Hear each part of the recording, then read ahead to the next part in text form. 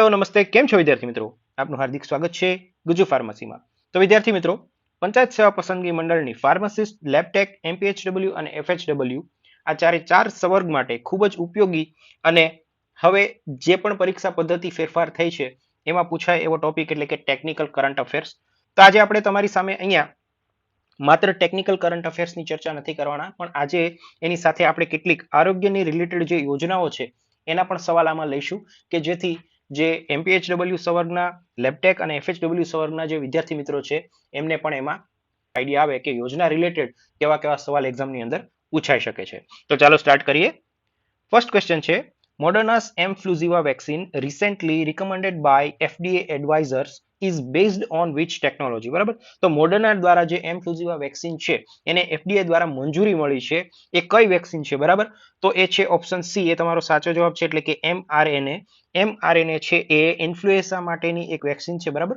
Influenza માટેની vaccine છે અને એને FDA દ્વારા 2026 જૂન મહિનાની અંદર એને એપ્રુવલ મળી ગઈ છે નેક્સ્ટ ક્વેશ્ચન છે Daraxonrasib, a promising drug showing benefit in pancreatic cancer, primarily targets બરાબર તો Daraxonrasib નામની જે મેડિસિન છે એ પેન્ક્રિયાટિક કેન્સરની અંદર હેલ્પફુલ થાય છે અને એ શું કરે છે તો કે પ્રાઇમરીલી કોને ટાર્ગેટ કરે છે તો એ ટાર્ગેટ કરે છે KRAS પ્રોટીનને બરાબર હવે આ જે KRAS પ્રોટીન છે એ શું કરે છે આ મેડિસિન જે છે એ પેલા જે KRAS પ્રોટીન છે કે જે પેન્ક્રિયાટિક કેન્સર માટે જવાબદાર છે એને ડાયરેક્ટ ટાર્ગેટ કરે છે અને ટ્રીટમેન્ટ કરે છે ક્લિયર છે નેક્સ્ટ ક્વેશ્ચન ઉપર જઈએ AMT-130 recently discussed in gene therapy research is being developed for બરાબર તો AMT-130 છે બરાબર એની ચર્ચા આપણે લાસ્ટ ટાઈમ જે ટેકનિકલ કરંટ અફેર્સ નો વિડિયો મૂકેલો એમાં કરેલી છે તો એ વિદ્યાર્થી મિત્રોને ખ્યાલ હશે કે AMT-130 છે કયા રોગ માટે યુઝ થાય છે તો કે ઓપ્શન સી એટલે કે હન્ટિંગ્ટન બરાબર હન્ટિંગ્ટન કયા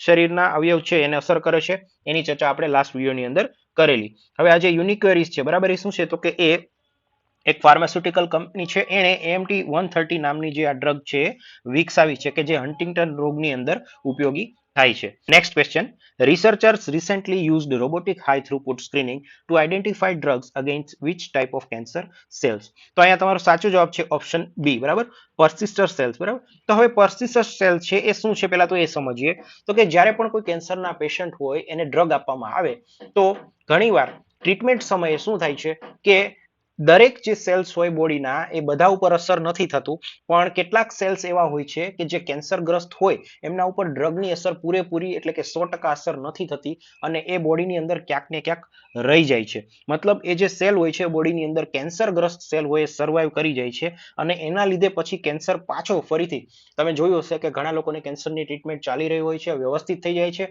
અને પાછું અચાનકથી અમુક સમયગાળા પછી એને કેન્સર દેખાય છે તો એ શું છે તો કે કેન્સરનું રિકરન્સ કહેવાય એટલે કે ફરીથી પાછું કેન્સરની અસર એને શરૂ થાય છે તો એ શેના લીધે થાય છે કે જે પર્સિસ્ટર સેલ્સ છે એના લીધે થાય છે તો આ જે રોબોટિક હાઈ થ્રુપુટ છે શું કરે છે તો કે સ્ક્રીનિંગ કરે છે કે કેટલા આવા સેલ્સ છે કે જેને ડ્રગની અસર નથી પહોંચી તો એને ઓટોમેટિકલી કેલ્ક્યુલેટ કરવાનું કામ આ મેથડ કરે છે ક્લિયર છે વિદ્યાર્થી મિત્રો આગળ વધીએ નેક્સ્ટ ક્વેશ્ચન છે which of the following was approved by the FDA in 2026 for the treatment of Menkes disease તો મેન્કેસ ડિસીઝની ટ્રીટમેન્ટ માટે 2026 ની અંદર FDA કઈ ડ્રગને એપ્રુવલ આપેલી છે તો કે ઝાયકુબા નામની જે ડ્રગ છે એને એપ્રુવલ આપેલી છે ઝાયકુબો છે એનું કોમન એટલે કે જેનરિક નેમ શું છે કોપર હાઇસ્ટાઇડાઇનેટ બરાબર એ એનું કોમન નેમ છે તો એને FDA દ્વારા એપ્રુવલ મળી ગઈ છે આગળ વધીએ next question which emerging field combines genomics proteomics metabolomics and other biological data sets for precision medicine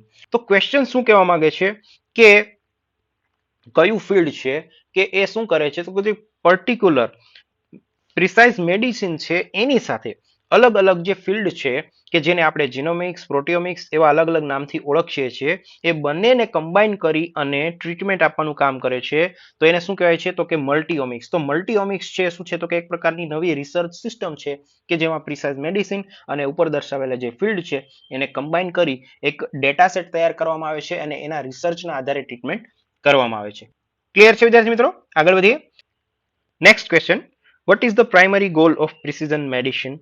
તો precision medicine છે એનો primary goal શું હોય છે તો કે કોઈ પણ જે દર્દી હોય એની અલગ અલગ કેરેક્ટરિસ્ટિક્સ પ્રમાણે એને પર્સનલાઇઝ્ડ એટલે કે એને જે જરૂરી છે એ મેડિસિન પ્રોવાઈડ કરવામાં આવે એટલે કે ઓપ્શન બી અહીંયા તમારો સાચો જવાબ છે આગળ વધીએ next question organoids used in biomedical research are, બરાબર, ઓર્ગેનોઇડ્સ છે કે જે બાયોમેડિકલ રિસર્ચની અંદર યુઝ થાય છે એ શું છે? ઓપ્શન બી અહીંયા તમારો સાચો જવાબ છે, એટલે કે miniature laboratory grown models of organs. તો ઓર્ગેનોઇડ્સ છે શું છે? તો કે એક પ્રકારની મિનિએચર લેબોરેટરી છે કે જેના અંદર ઓર્ગન્સના ગ્રો કરેલા મોડલ્સ હોય છે. નેક્સ્ટ ક્વેશ્ચન છે વોટ ઇઝ લિક્વિડ બાયોપ્સી? તો લિક્વિડ બાયોપ્સી છે ખરેખર શું છે? તો કે it is a blood based test detecting disease related to biomarkers. Option A તમારો સાચો જવાબ છે. Next question, in cancer research CAR T cell therapy involves. તો કેન્સર રિસર્ચની અંદર કાર ટી સેલ થેરાપી છે શું કરે છે? તો કે ઓપ્શન બી અહીંયા તમારો સાચો જવાબ છે.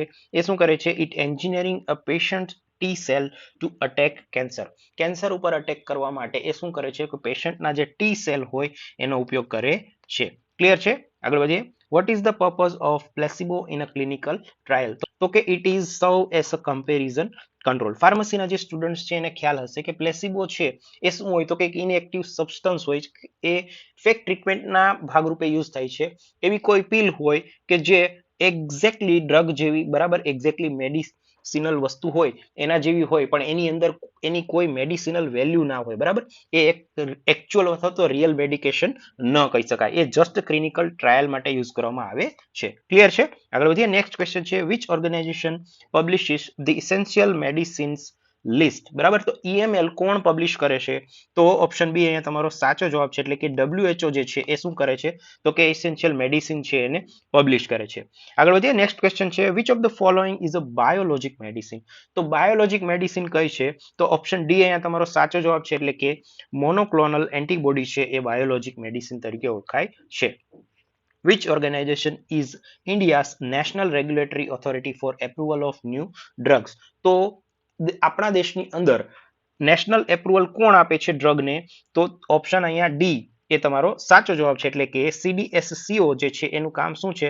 તો કે નેશનલ લેવલે ડ્રગને એપ્રુવલ આપવાનું કામ છે. CDSCO નું પૂરું નામ તમારે કોમેન્ટ કરવાનું છે. આગળ વધીએ. નેક્સ્ટ ક્વેશ્ચન છે a black box warning on a medicine indicates. કોઈ મેડિસિનના બોક્સ ઉપર બ્લેક બોક્સ વોર્નિંગ એવું લખેલું હોય તો એ શું ઇન્ડિકેટ કરે છે? તો ઓપ્શન ડી અહીંયા તમારો સાચો જવાબ છે, એટલે કે હાઈએસ્ટ લેવલ ઓફ સેફટી. બરાબર, highest level of safety warning A indicate કરે છે. નેક્સ્ટ ક્વેશ્ચન, ગુજરાતમાં પીએમ જય સાથે એકીકૃત કરાયેલી રાજ્યની આરોગ્ય યોજના કઈ છે? તો પીએમ જય યોજના સાથે કઈ યોજનાને સાથે જોડી દેવામાં આવેલી છે? તો ઓપ્શન ડી એટલે કે મુખ્યમંત્રી અમૃતમ યોજના. બરાબર, ઓપ્શન ડી અહીંયા તમારો સાચો જવાબ છે. તો યાદ રાખવાનું છે કે પીએમ જયની સાથે મુખ્યમંત્રી અમૃતમ યોજના છે એને જોડી દેવામાં આવી છે. નેક્સ્ટ ક્વેશ્ચન, ગુજરાત સરકારે 2025માં સરકારી કર્મચારીઓ અને પેન્શનરો માટે કઈ નવી કેશલેસ આરોગ્ય યોજના શરૂ કરી છે? તો ઓપ્શન બી અહીંયા તમારો સાચો જવાબ છે, એટલે કે કર્મયોગી સ્વાસ્થ્ય સુરક્ષા યોજના છે એ કોના માટે? સરકારી કર્મચારી અને જે પેન્શનરો છે એના માટે શરૂ કરવામાં આવેલી છે. નેક્સ્ટ ક્વેશ્ચન, આયુષ્માન ભારતના બે મુખ્ય ઘટકો કયા છે? તો આયુષ્માન ભારતના મુખ્ય ઘટકો છે ઓપ્શન એ, એટલે કે પીએમ જય અને હેલ્થ એન્ડ વેલનેસ સેન્ટર એ આ યોજનાના મુખ્ય ઘટકો છે. નેક્સ્ટ ક્વેશ્ચન, ગુજરાતમાં પીએમ જય માં યોજના હેઠળ આયુષ્યમાન કાર્ડ ધારકોને સારવાર ક્યાં ક્યાં મળી શકે છે? બરાબર, તો પીએમ જય યોજના છે એના હેઠળ કોઈ પણ જે દર્દી છે એને સારવાર ક્યાં મળશે? ખાનગી હોસ્પિટલમાં, સરકારીમાં, દરેક ખાનગી દરેક સરકારી હોસ્પિટલની અંદર, કે પછી એમ્પેનલ્ડ? તો સાચો જવાબ છે ઓપ્શન ડી, એટલે કે એમ્પેનલ્ડ ખાનગી અને સરકારી હોસ્પિટલ. દરેક ખાનગી અને દરેક સરકારી હોસ્પિટલમાં એને સારવાર નહીં મળે, પણ જે હોસ્પિટલ કે જે ખાનગી હોસ્પિટલ છે, સરકારી અથવા તો ખાનગી હોસ્પિટલ, એને આ યોજના હેઠળ આવરી લેવામાં આવેલ હશે, એમાં જ એને સારવાર મળશે. પછીનો ક્વેશ્ચન છે આયુષ્માન ભારત ડિજિટલ મિશન હેઠળ દરેક નાગરિકને કઈ વિશિષ્ટ ઓળખ આપવામાં આવે છે? તો ઓપ્શન ડી અહીંયા તમારો સાચો જવાબ છે, એટલે કે આભા આઈડી. બરાબર, કોઈ પણ જે નાગરિક છે એને આભા આઈડી આપવામાં આવે છે. તો આભાનું તમારે ફૂલ ફોર્મ કોમેન્ટ કરવાનું છે. દરેક વિદ્યાર્થી મિત્રોને આવડવું જોઈએ. મેડિકલનો પ્રશ્ન છે. આભા કાર્ડ વિશે MPHW અને FHW ના જે સ્ટુડન્ટ છે એ ખૂબ જ સારી રીતે પરિચિત હશે, તો એમને તો આ જવાબ આવડવો જોઈએ. આગળ વધીએ. પછીનો ક્વેશ્ચન છે નિશ્ચય પોષણ યોજના કયા રોગ સાથે સંબંધિત છે? તો નિશ્ચય પોષણ યોજના જે છે એ ટીબી સાથે સંબંધિત યોજના છે. ક્લિયર છે વિદ્યાર્થી મિત્રો? આગળ વધીએ. પછીનો ક્વેશ્ચન છે ગુજરાતની ચિરંજીવી યોજના મુખ્યત્વે શેના માટે જાણીતી છે? તો ગુજરાતની અંદર જે ચિરંજીવી યોજના છે એ ખરેખર શેના માટે જાણીતી છે? તો કે ઓર્ગેનાઇઝેશનલ, એટલે કે કયા પ્રકારની? તો કે સંસ્થાકીય પ્રસૂતિ માટે જાણીતી છે. શું કામ? તો કે જે સગર્ભા માતાઓ છે અને નવજાત શિશુ છે એનો જે મૃત્યુ દર છે એને ઘટાડવા માટે, કારણ કે જ્યારે કોઈ સંસ્થા અથવા તો હોસ્પિટલ સિવાય જે ડિલિવરી સિસ્ટમ થતી હોય એમાં ઘણીવાર ક્યારેક નવજાત શિશુનું અથવા તો ક્યારેક સગર્ભા માતાનું એની ડેથ થતી હોય છે. તો એ વસ્તુને અટકાવવા અને એમને સુવિધા પ્રોવાઈડ કરવા માટે ગુજરાતની અંદર આજે ચિરંજીવી યોજના છે શરૂ કરવામાં આવેલી છે. ક્લિયર છે? આગળ વધીએ. પછીનો ક્વેશ્ચન છે, બાલ સખા યોજના ગુજરાતમાં મુખ્યત્વે કોના આરોગ્ય સાથે સંબંધિત છે? તો બાલ સખા યોજના છે એ નવજાત શિશુઓ છે એમના માટે જે છે સંબંધિત છે. તો આટલું તમારે યાદ રાખવાનું છે કે જે ચિરંજીવી યોજના છે અને બાલ સખા યોજના છે એ બંને સગર્ભા માતા અને નવજાત શિશુ છે એના રિલેટેડ છે. ક્લિયર છે વિદ્યાર્થી મિત્રો? ઓકે વિદ્યાર્થી મિત્રો, તો આ હતો આપણો ટેકનિકલ કરંટ અફેર્સના વિડીયોનો પાર્ટ 2 કે જેમાં આપણે ટેકનિકલ કરંટ અફેર્સની સાથે જે ગુજરાત સરકાર અને કેન્દ્ર સરકાર છે તેની બહુચર્ચિત યોજનાઓની ચર્ચા પણ આમાં કરી છે. આઈ હોપ આ વિડીયો તમને ગમ્યો હશે. જો વિડીયો ગમ્યો હોય તો વિડીયોને લાઇક કરી અને એમાં કોમેન્ટ જરૂરથી કરી દેજો. લાઇક કરવાની સાથે નીચે હાઈપ પોઈન્ટ આપવાના છે એ પણ જરૂરથી આપજો. જો તમને વિડીયો ગમ્યો હોય તો તમારા અન્ય વિદ્યાર્થી મિત્રો સાથે જરૂરથી શેર કરજો. તમે પોતે જો ફર્સ્ટ ટાઈમ આ વિડીયો જોઈ રહ્યા છો તો મારી ચેનલને જરૂરથી સબસ્ક્રાઇબ કરજો, જેથી આ પ્રકારના આ જે 4 ભરતી છે એને રિલેટેડ ટેકનિકલ હોય અથવા તો જનરલ વિષયના વિડીયો તમને મળી રહે.